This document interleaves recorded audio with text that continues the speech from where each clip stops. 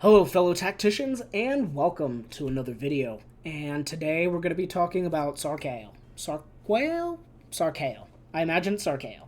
Anywho, with that being said, let's jump into it.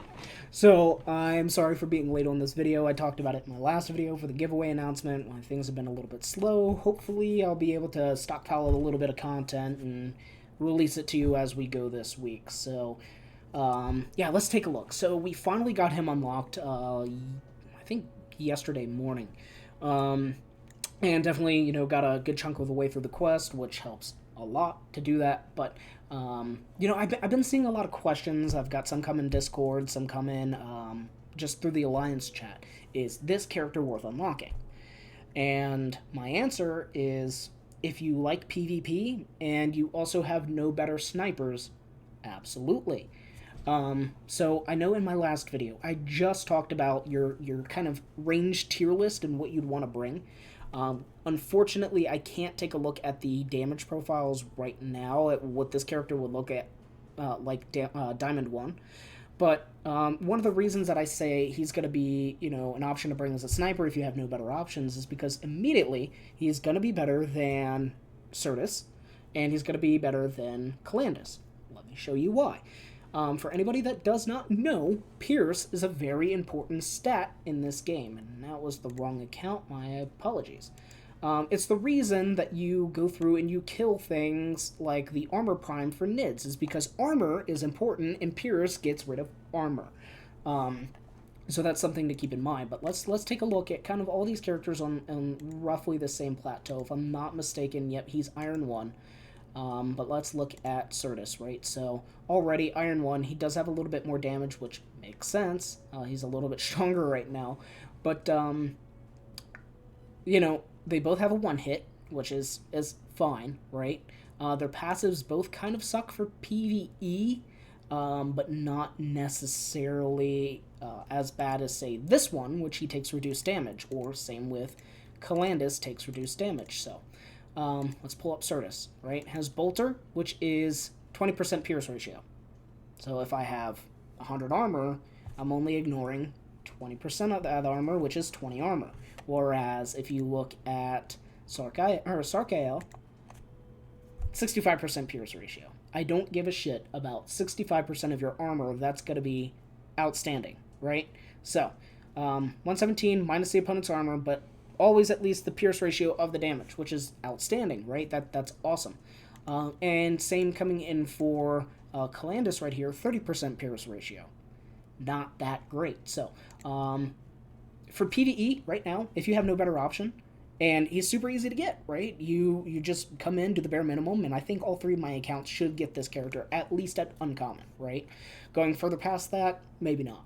But going to be a good option. But now for PvP, right, you look at this. Grim Retribution. During each enemy turn, if there's no enemy adjacent to him, he shoots back at the first enemy within range that attacks himself or a friendly adjacent Dark Angel's unit. Right now, not too great. Especially since you probably don't have Azrael, you're going to be missing a lot of that synergy, right? Unfortunately, that's just how it's going to be right now. If you have both, definitely maybe start looking at doing some crazy things in TA.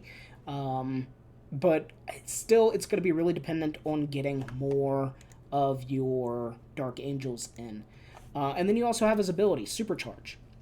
It's going to deal damage to the target enemy within 3 hexes, and then it's going to deal damage up to 2 enemies behind them, all with an additional 10% Pierce ratio. So it's Plasma, which is already 65%, plus an additional 10, right?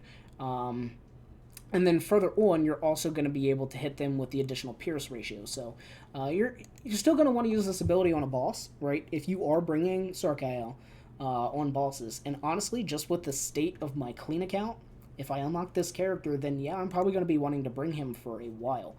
So, and mind you, I don't play my alt account too terribly much, and I believe we are already at 77 of 100. So, yeah, it's not hard to get. But I know something that y'all have been wanting to see, and that's the missions. And hopefully this doesn't come to you too late. You are still able to get most of these missions done easy peasy, but first is going to be 2 lightning wins, 5 melee kills, followed by 5 raid battles, 10 enemies with Imperial units, easy, 20 campaign battles and use abilities 30 times. Then you start running into your first kind of lag window, and that's going to be 20 campaign battles and use abilities 30 times.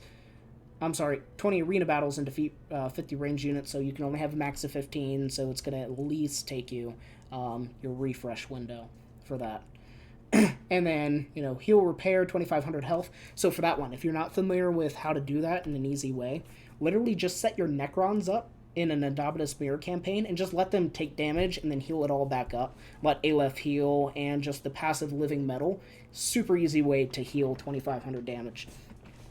Abilities 20 times and 3 salvage runs, so another slowdown. 2 guild raise, 20,000 damage, easy. Psychic damage. 15 battles using an all-Imperial lineup and 20 arena battles, so you slow down one again. 25 lightning victories, so you can kill 100 Necrons, which Indomitus campaign for your Necrons. Heal 5,000 damage or health and play 1 onslaught. Once again, use your Necrons. 50 Xenos enemies and abilities 50 times with Imperial units. 25 battles with an all-Imperial lineup. 150 times with Imperial abilities and another 20 arena battles. And 100 enemies with Imperial units.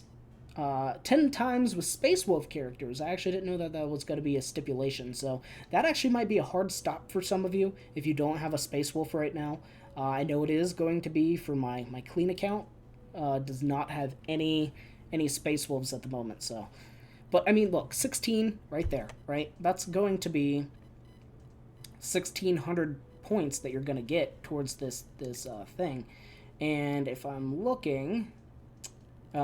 you're definitely going to be able to unlock this character pretty easily. So hopefully you're able to utilize that kind of as a as a good way to gauge where you're at. But 1,600 opening tier 10s. So yeah, honestly, see, it starts scaling, right? 100, 110, 120, etc., etc., etc. You probably just doing the missions and spending your energy daily will 100% be able to get this character. So, once again, recap. Do I think he's worth? If you have no better option, and you like PvP, eventually, right? Because I don't think he's going to be good without the other Dark Angels. Go ahead and get him. I'd honestly say do the bare minimum. I wouldn't say drop a whole bunch of Blackstone or anything crazy or get the pass. I get the pass personally just because why not? I enjoy it. And I love collecting things, but you will be honestly fine with getting this character uncommon to rare and then moving him from there if you feel like he's a good fit. But with that being said, ladies and gentlemen, hopefully you found this helpful, and I'll see you next time. Peace.